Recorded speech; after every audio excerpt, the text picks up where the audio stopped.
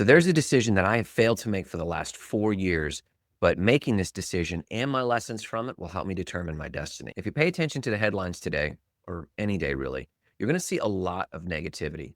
They're going to want you to be full of fear. They're going to want you to think that there's no hope for tomorrow. I had a little bit of this in the early 2000s when 9/11 happened and the headlines were horrible. There was no future for us. There was no hope. I spoke to a teacher in the gym last week of high schoolers, and I asked him, as I ask many people, what is their vision? What is their hope? What are their goals for the future? And the teacher said quite clearly, without hesitation, there is no hope for college. There's no hope for jobs. They are given into utter nihilism. And that caught me off guard. And I asked him, I said, what's causing this? He said, well, they're consuming content consistently, daily, constantly. And what's more is they're watching their siblings move home because it was too difficult in the world. Homes were too expensive. They can't afford to live. They might even have good coding jobs or technology jobs. They might have lived in the city, but realized they can't make it out there. So they're moving home. And so the younger generation, the younger siblings in school still are not just a little hopeless. They're not concerned about the future. They're actually completely hopeless. They're not planning anything in the future. He said they're utterly hopeless. Now, I thought I'd seen hopeless situations in Haiti. I had visited Kenya and South Africa, and I'd seen in the shanty towns a lot of stuff that I would consider quite hopeless. But the interesting paradox is in a lot of those areas, those people have become used to living with not a lot, and they know that it takes goals, it takes grit, but more than that, it takes an irrevocable decision to take action for those dreams in order to achieve more. So as I thought about these students and I saw the headlines over the weekend, and we're looking at an economy that's more wrecked than I've seen probably since the real estate crisis of 2008. And that was another season of massive hopelessness. Regardless of these external conditions, I'm here to encourage you that you can still, more than ever, live a life of powerful fulfillment. You can live your destiny, and it takes a powerful decision. Now, I often teach in goal setting that all it takes is a goal, and we often start with goals. It's the starting point of living a passionate life, living a life where you achieve more, you travel more, you love more, you just live this invigorated life. And it does start with goal setting. But what happens in real life is when you start down the path towards your goals, you encounter challenges nearly immediately.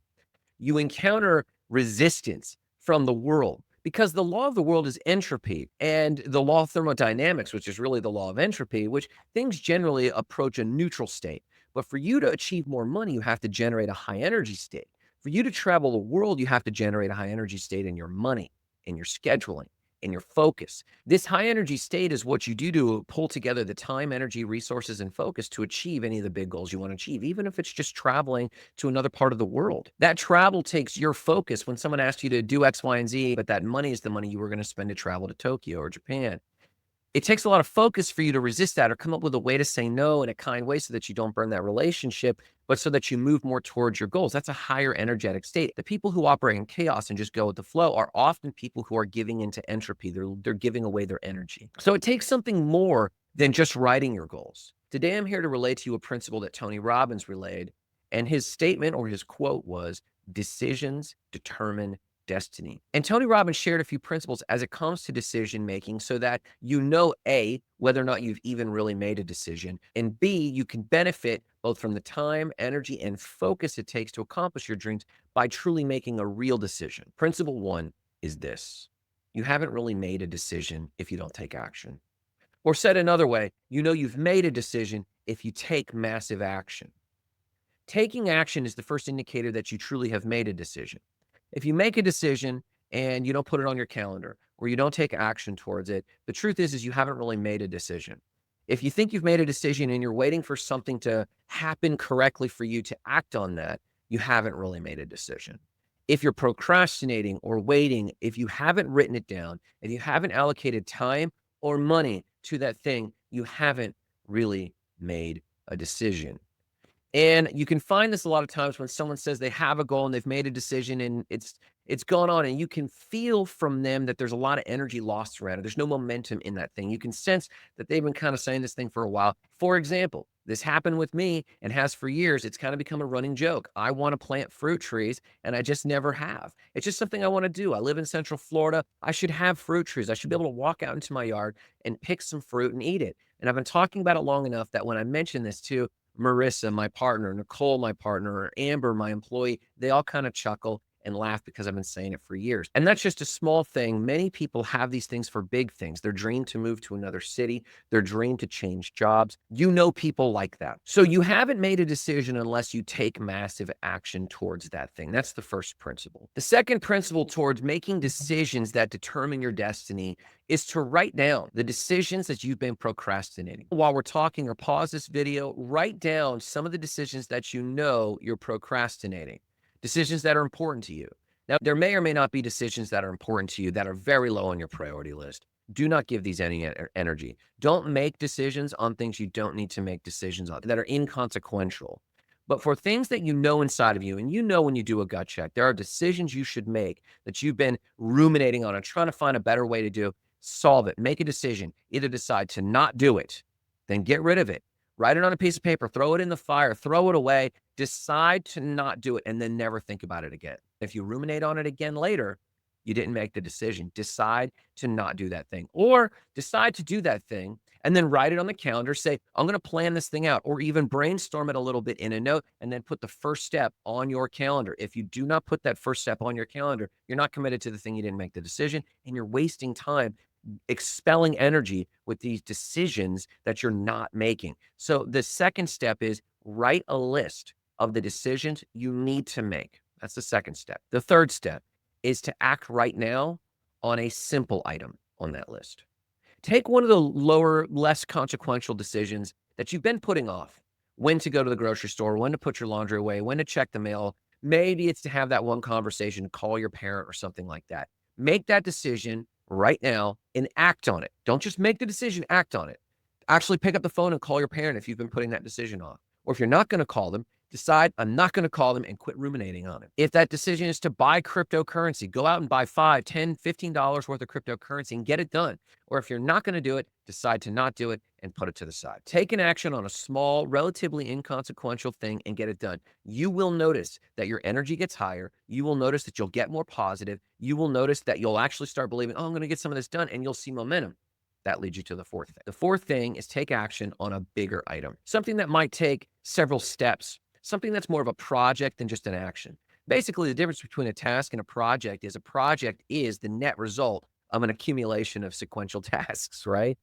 So maybe you have a bigger project. Maybe it's a diet. Maybe it's fitness. Maybe it's dating someone. Maybe it's changing the city you live in. Maybe it's something that's a little bit bigger like that. The first step you're going to do, your action, and you need to act on this today, is to actually brainstorm the multiple steps it takes. Write down the list of things you want to do for this bigger project, but take action on that today. And then take one of the tasks from that project and get it done today.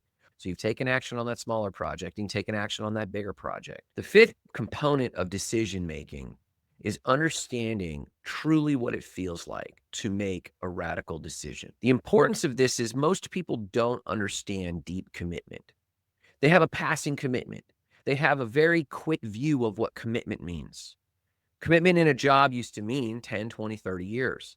Commitment in a job today, you are very committed if you stayed in a job for 2 years. That's considered a long commitment, and it's getting shorter. We know about attention spans getting shorter, but this also impacts how people commit. They commit into a relationship. If they dated someone for 2 months, that's a long relationship commitment these days. People don't understand the power of an irrevocable commitment. This is a hell or high water commitment. This is, I will die on this hill. The only people to actually get fit are people who have made an irrevocable commitment. Come hell or high water, I don't care if I have to change when or how my kids get dropped off to school. I don't care when or how I have to change how I eat. I don't care what I have to do for those other commitments like those social groups. If I've made an irrevocable commitment to my fitness goals, I will change all of it. That is what an irrevocable commitment is. You change your life. And the best way to change your life is to take massive action. So the fifth component of making decisions that can change your destiny are understanding what it feels like to make an irrevocable decision, because actions will come to mind nearly immediately. You will start making action plans in your mind immediately. I remember when I decided that I was going to work in Haiti. We didn't have money, we didn't have time, we didn't have sponsorships, but we bought the plane tickets, got on a plane, and rode the country on the back of a moped, handing out rice and just getting to know people in the middle of the time in Haiti when they were only eating dirt cookies. That compassion came over me, and I realized I am making an irrevocable commitment to help these people, and I took action on it. When I made an irrevocable decision to move to the Dominican Republic, I started saving up money. I stopped eating out, started putting money away till we had about $30,000 in a bank account, and we moved to the country, and we could have lived for 2 years on that money. I describe all of this and paint these pictures so that you get a sense of what it means to make an irrevocable decision. So the sixth step is this. I want you to take inventory of this list of decisions you've been procrastinating. And I want you to read them over. And I want you to ask yourself this question. Would I walk through a wall for these decisions? Would I move heaven and earth to change what people think of me by pursuing this thing? Now, not every decision has to be that critical, but you need to look for the place inside of you that says, nope, this is who I am. And I don't mean, are you not afraid? Fear is a component of all of this at all times. The difference between cowardly person and a bold person is a person who acts in spite of their fear. Your destiny will not be fearless. You might get to a point eventually over time where you lose the fear of making decisions. That will take time, but that doesn't happen overnight. You need to build that muscle over time. You need to learn how to make decisions in spite of being afraid. Fear is not the measure of whether or not you should make the decision.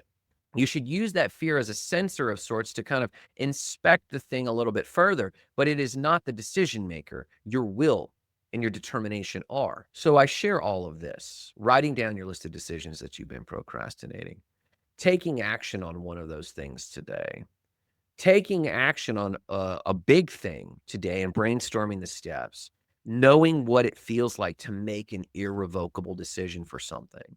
And you will discover a personal power that you cannot stop. You will discover the will, the courage, in spite of your fear, to take action, and your life will start to improve. You'll start to be fulfilled. You'll start to visit those countries you want to visit. You'll start to talking to that potential girl or guy that you've been trying to talk to. You will actually find a boldness and a courage, and therefore an adventure and a joy. Adventure does not come randomly and spontaneously, usually. Usually, adventure comes on the other side of very difficult decisions that you've made to change your life. And then the adventure starts unfolding again because the world starts unfolding before you and the universe starts bringing energy and power and people and resources to you once you get your spirit moving again. And to get your spirit moving again, you got to make big decisions that determine your destiny.